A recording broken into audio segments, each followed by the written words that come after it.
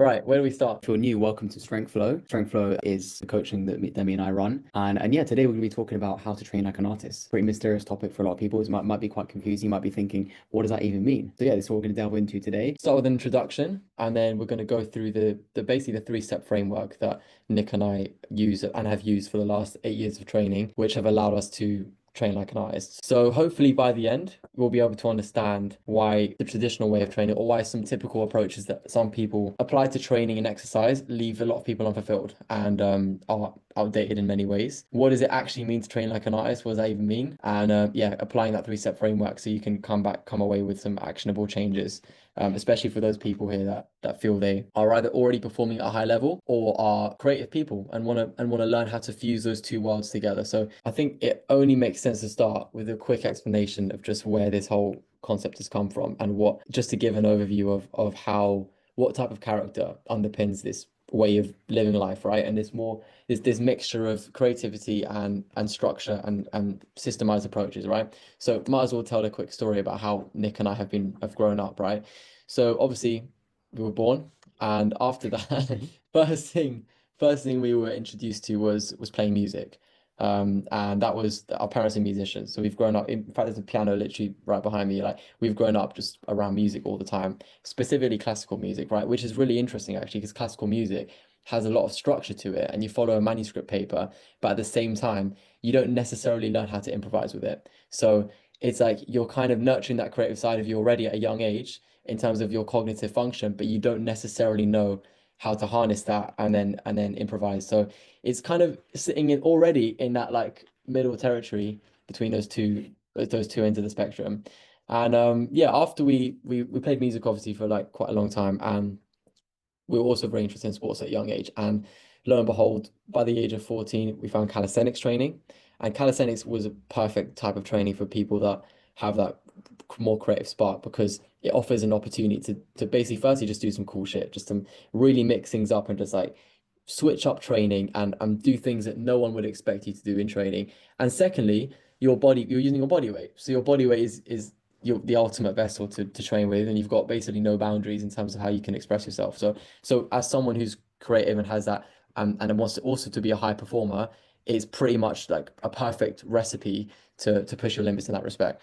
So that took us to up to the age of like 18-ish. And then it was Nick actually who found dancing whilst he was at university. You want to Yeah, learn about that, 100%. Nick? So yeah, guys, I went to uni and obviously we've been doing Cali for quite a while. And then at that point, I kind of I actually had been through a lot of different training styles and I wanted to try something new. And I was thinking, you know what, let me try something that kind of crosses both my passions, which were obviously at the time music and calisthenics, as Danny Yeah. pointed out. And I thought, you know what, obviously something that involves movement and music is dancing. And when I discovered dancing, basically I developed like a connection with it. There was like how I connected with Cali in the beginning and how I connected with music. And it made me start thinking like, okay, right, what is it about this kind of activity that is just so damn fulfilling that I want to retain, right?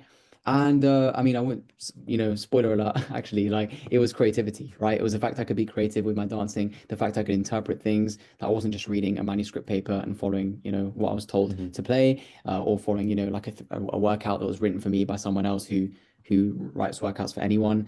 It felt like I had some autonomy, essentially. It felt like I was really expressing myself. And even though I did calisthenics for a while, because by that point I'd actually done a lot of weighted calisthenics. It's called street lifting. So I would say I was quite almost like muted. I felt a bit limited by my training at the time. So yeah, dancing really opened that door for me. And that's why I guess StrengthFlow got developed after that, because it was more as a response to just the way I think that we were living. Because I introduced Demi to it after, Yeah. and we kind of realized this integral like creativity, and how much we just enjoyed it, and how especially how much fulfillment it gives you, to be honest with you, and why what we really mean by I'm not going to go too deep here, but what we really mean by a happy life, and that really was what it was defined Genuinely by. It underpins was it. defined by having those flow states, those creative moments, feeling like I was actually, creating something, doing something that I owned as opposed to just follow, right? And so StrengthFlow was created. Yeah, I won't go into Yeah. too much detail about StrengthFlow overall, but that's how we got to kind of creating that Yeah. concept. So let's start with talking about the problem with training today, just to underpin exactly what Nick's saying about reaching this more fulfilling way of living life and training. Why is that something that people seek, and what's the problem with training today? So we call it the robot problem, but this is down to quite a few different things, but we're starting with the fact that because of the mass information era that we live in, and I'm sure you guys have all experienced this, even maybe in another hobby or starting out your calisthenics journeys with your training, there's so much information, you do not know what to trust out there. So people end up just following systems, to be honest with you, with not much information to back it. And because at this point, to be fair, what do you have to trust, right? Where are you going to put your trust in a random, in a random just personal social media that you see, and you're going to believe what they say? So people are following systems blindly all the time, which is leaving them directionless. Paired with this, obviously, we've got the consumer culture that we live in, AI, which is making people even more passive in terms of the way they treat training. So they're not fully taking agency and control over their bodies. They're not taking control of actually understanding how should I train? Like what should my training approach be? Or should I just ask ChatGPT for a workout at this point? And it's funny, I was talking to someone the other day actually, and even they told me on DM like, oh yeah, I used ChatGPT's workout and it wasn't working. And I said to the guy on DM, I was like, bro, no wonder it's not working because ChatGPT's rating it for you. Like you can't reach that understanding of how to train with AI and with following something blindly. You need to be intentional and you need to understand your body and the way it works. And this leads on to obviously cookie cutter programs. There's a lot of cookie cutter programs out there. What that means is just programs that are just like you can buy it for like 15 quid or like get like a template workout from somewhere and give it a shot. And you know what? It might do the trick, it might work, but you'll feel disconnected. You might burn out. You'll hit a plateau and you won't feel fulfilled by your training. And that's kind of what it comes down to over here, which is just unfulfillment. And we've all been there. I've been there. Nic's been there. Yep, 8 years of training and feeling just depleted. Yeah. Literally a couple of years back, I can recall it. I ticked all the boxes. I'd done street lifting. I'd done Cali skills, freestyle. I performed highly. I'd won some comps, and yet I still felt like this isn't doing it for me. So even if you right now you're at the start of your journey, you're thinking, oh, you know what, following this material achievement is going to give me fulfillment in my training. Lots of what you think you're following is actually empty or will give you an empty feeling at the end of it, and you're just going to want something new. It's kind of like typical in life, to be honest with you. But yeah, this is what kind of most people end up feeling with. A lot of people we work with as well kind of got to this stage in their training. And I think it's definitely, again, what Demi said, one of the biggest problems in today's society. So moving on, like, what do you actually do about it? Like, what is the solution? Okay. Stop training like a robot so that you're not disconnected, bored. You're not just trying every little fitness trend, fad, doing CrossFit, high rocks, whatever. It's just switching from one thing to the next.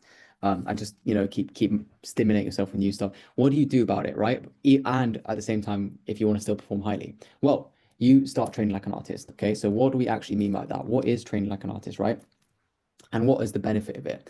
Well, the benefit that we will talk more in detail about on the coming slides is connecting with your training on a different level, right? What we just spoke about training being quite one-dimensional, looked at as just a physical pursuit, is often what actually can just become boring for a lot of people. And as we spoke about, when you can integrate creativity in it and connect with it on a different level, it becomes something more profound. It becomes actually a means of expression and just a different experience. And on that note, you have full autonomy over your body, your choice, understanding with it, and actually know what you're doing to it and why you're doing it, as opposed to just following something blindly. And as a result, you get long-term fulfillment. You feel better with your training, feel like you actually have a proper purpose behind it that's sustainable, that lasts, not just a couple of weeks or just for until a competition, but actually lasts long term. And that's the point I'm at now, actually. I feel so good with my training. Yeah. Just that I can see myself doing it till I'm a granddad.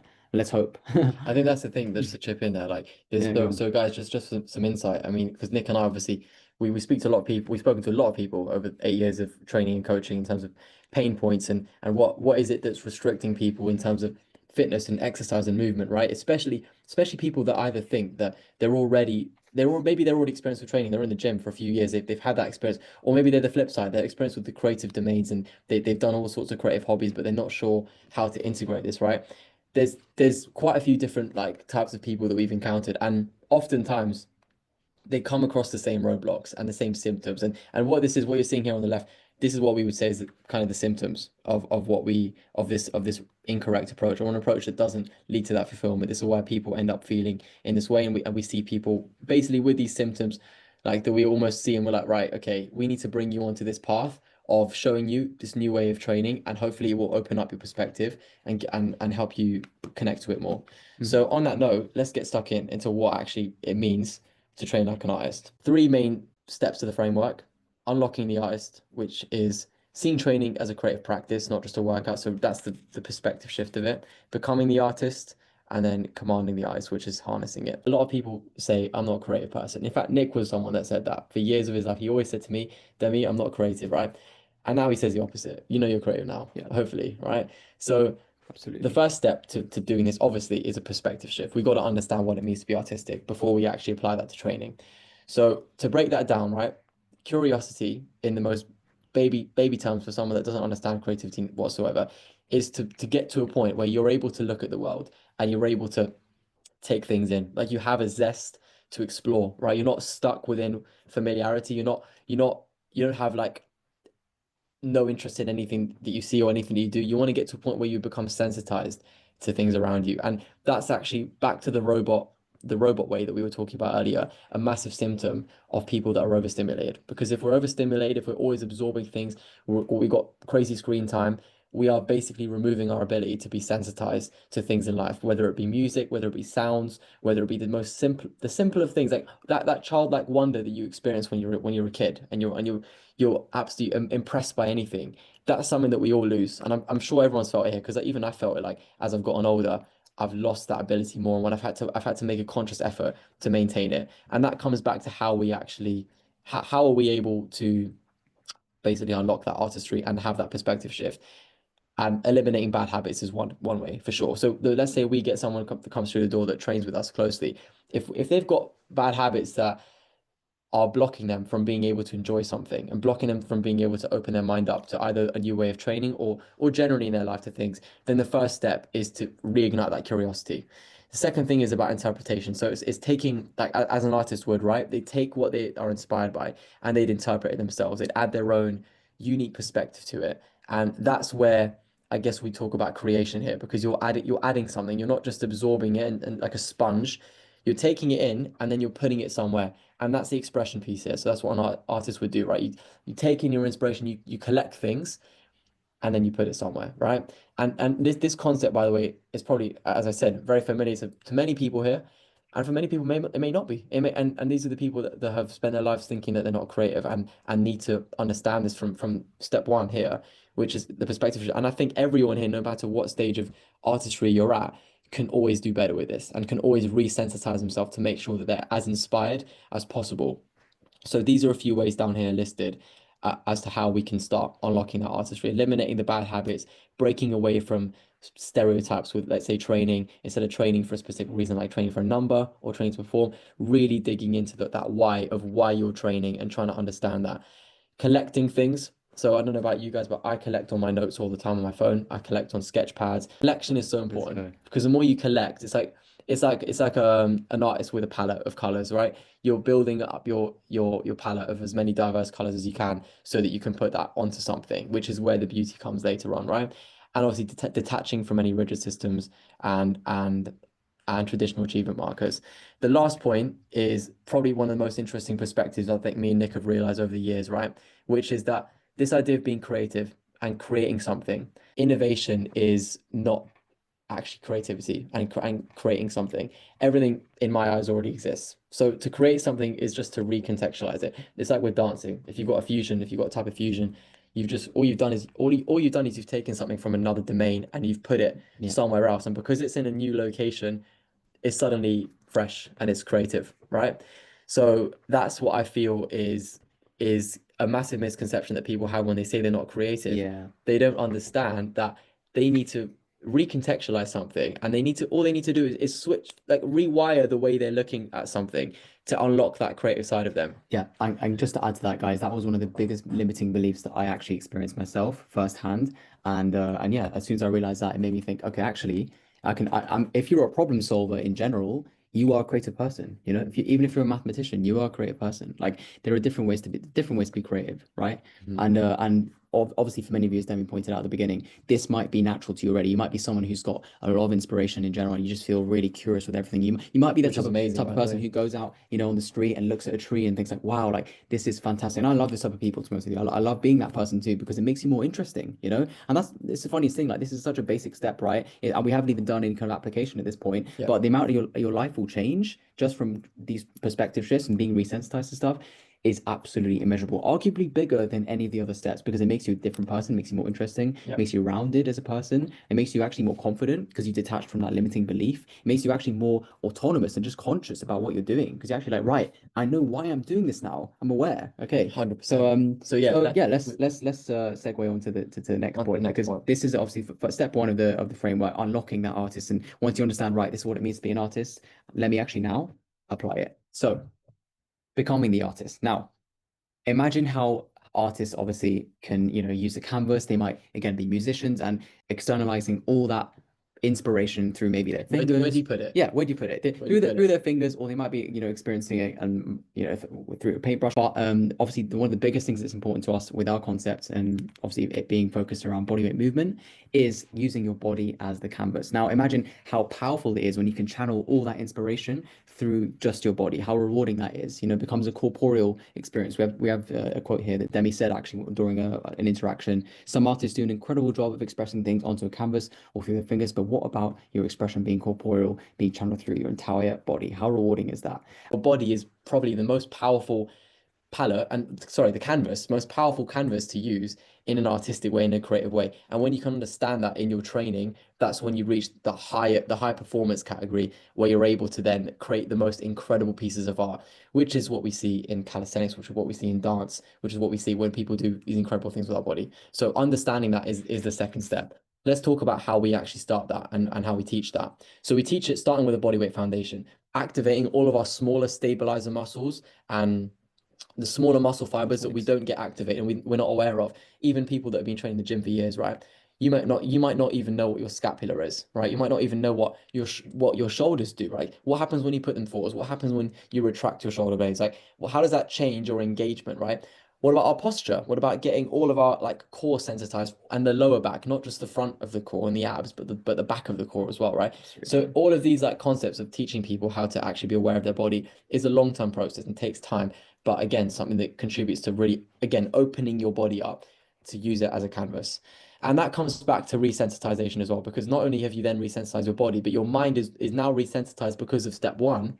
So you're able, hopefully, at this point, to change some stuff around in your training and switch things up. And that's a big part of understanding how to apply that artistry into your training specifically, is to change things, to change your routine, to change your your location, to switch things up every now and then, so you're not staying in the same rut all over the time and you don't reach a burnout stage.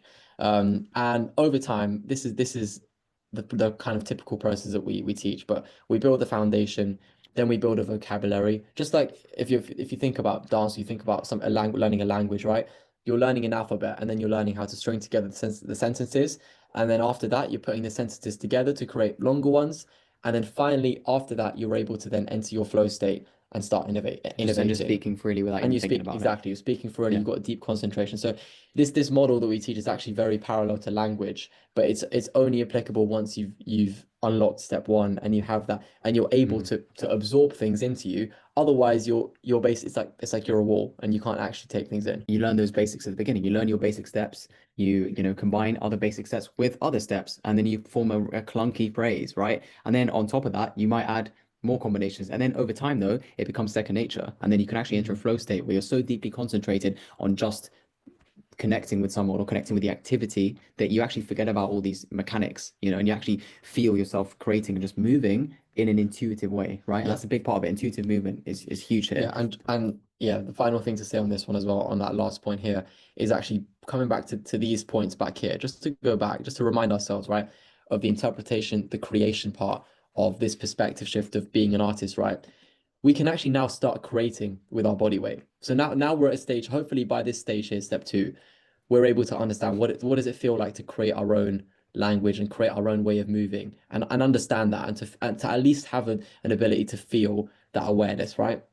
So this is where we're at after step two. Let's go on to step three. So this is where it gets exciting now. This is where we really hit that top category of finding a balance between artistry and freedom and structure, right? Because you're either if you're on this spectrum at all, right? You're either someone that's really artistic but then slightly chaotic in many ways, or you're the opposite. You don't think you're that artistic, but you're great with like systems and logic, but then you need to free yourself in a way. And to tie this back to myself, in fact, I put out a story about this the other day.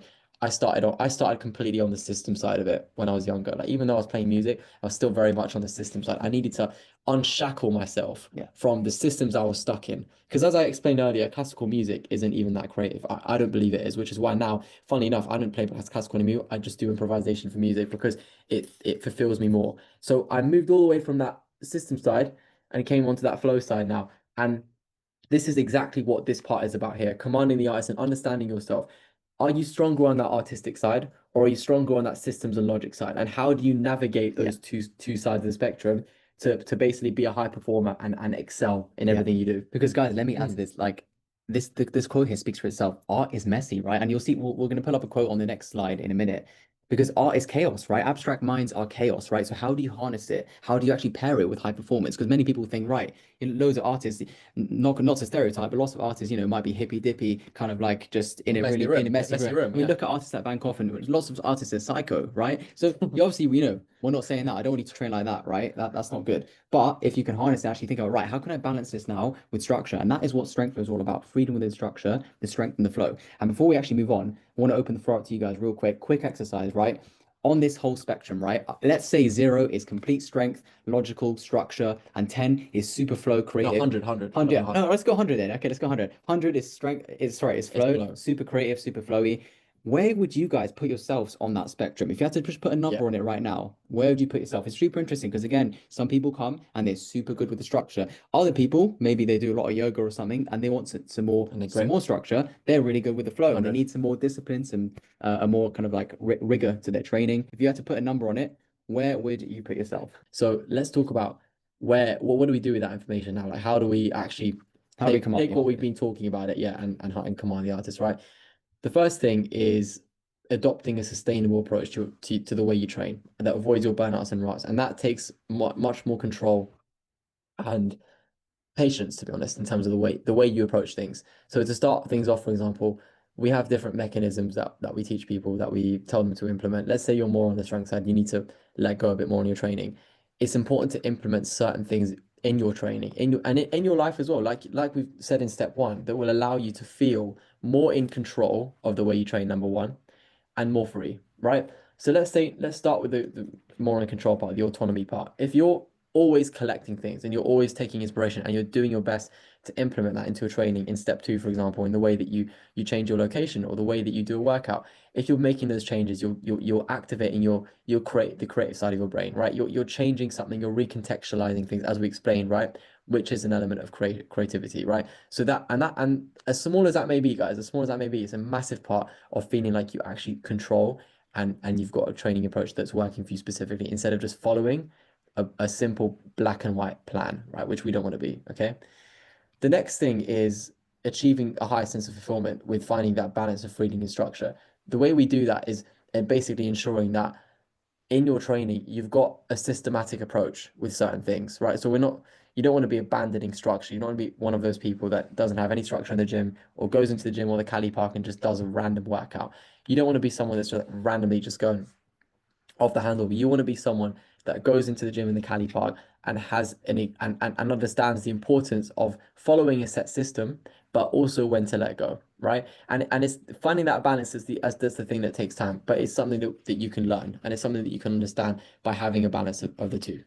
And just to add to that, guys, so obviously this is kind of like getting to the end of the 3 steps now, but what are some quick kind of actionable steps like you can take right now, okay? Because I'm sure that's what you're all thinking, right? How can I actually try and test this out for myself right this second? So I'd recommend that everyone here should be journaling, okay? Everyone here should be journaling and just reflecting more in general. And like Demi said, gathering your thoughts and collecting inspiration is one of the first ways just to start this whole process. And if you're already there, then fantastic, but find ways to be inspired, okay? Talking more practically, right? If we're moving on to becoming the artist, guys, schedule some playtime. Schedule time to just move the way you want in a non-linear way. Go to the gym, actually just try, even look at different disciplines, look at capoeira, look at dance, look at, calisthenics, look at yoga, look at whatever you want, okay? And decide, what, I'm going to try it. I'm going to test it out today and just do it. Or go for a session and tell yourself, I'm going to do whatever I want in the session and forget about what I'm working towards, just to kind of recap and refresh yourself, right? This is what I want to be doing, okay? Yeah, And exactly. become more conscious of your training, okay? Of course, calisthenics is the approach that our StrengthFlow is grounded in. We love to work through those bodyweight skills. So I'd definitely recommend starting with those two. So if you're working with your skills, yeah, keep working on your calisthenics skills, tuck punches, front levers, handstands, really, really good stuff to train that kind of those micro movements, your neurological awareness, neuroplasticity. And final thing I'd say, commanding the artist and also linked to becoming the artist, learn about flow states, connect with with your own flow states, understand what are your triggers, how do you actually get into flow states, in what kind of mental states do you need to be in to feel really locked in with your training. For example, there are some days when I just cannot focus. What does that link with? How can I maximize the chance in my focus? It's literally a practice, guys. It's like a muscle, you know, the same way that if you might have, for example, anxiety and you meditate, that comes with practice, being able to distract yourself, you know, the same way that we're trained to, our attention span is not trained to be rubbish, right? You can train yourself to be able to just connect better with everything in life, okay? Not just, you know, watching a movie and getting a bit longer attention span. 100%. So yeah, guys, let's move on to the final quote here. Just linking to the command the artist. Artists are messy, there's no order, abstract brains are chaotic, and that's incredible. It's passion, it turns into art. However, that lack of order has negative impacts in other areas of your life.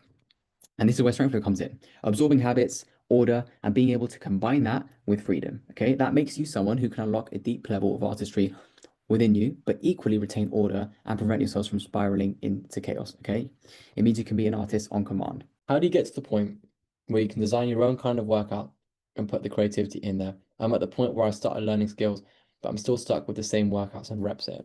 Great question. So actually, I'm going to refer to something called the StrengthFlow cycle here, which is something that Demi and I developed, and it's what I kind of spoke about before, right? Building foundations, vocabulary, then combos, and then being able to actually get to the point where you feel super creative. So firstly, it takes time to actually get to the point where we can get into those flow states, right? And then commanding the artist is of course the third stage. So it's a build up of actually practicing those mechanisms, practicing that playtime, on practicing fusing stuff together, and actually being able to innovate and recontextualize stuff, essentially, right? Remember, no such thing as an original idea. Okay, you can piece anything together that you want. Okay, but that takes practice, as we mentioned. Okay, it takes just practice, just getting out your box as it is, and just chucking yourself in the deep end and just testing. Okay, so that will become more comfortable over time, and when that becomes more comfortable over time, you can then decide to put it in a certain section. For example, what I do right now, right? I have one play day where I basically just do whatever the hell I want, right? To put it bluntly, right? I love structure too, right? I love my 3 sets of 8. I love my bicep curls, but I also like having that complete freedom and just remembering what training's about, which is not about, you know, it's not about increasing the weight by one rep every week. It's not about that. At least it's not about being obsessed with that, right? So it's about that fine balance that only you know what balance obviously works for you. So yeah, I would just say keep testing, keep getting used to just throwing yourself in the deep end, trying new stuff.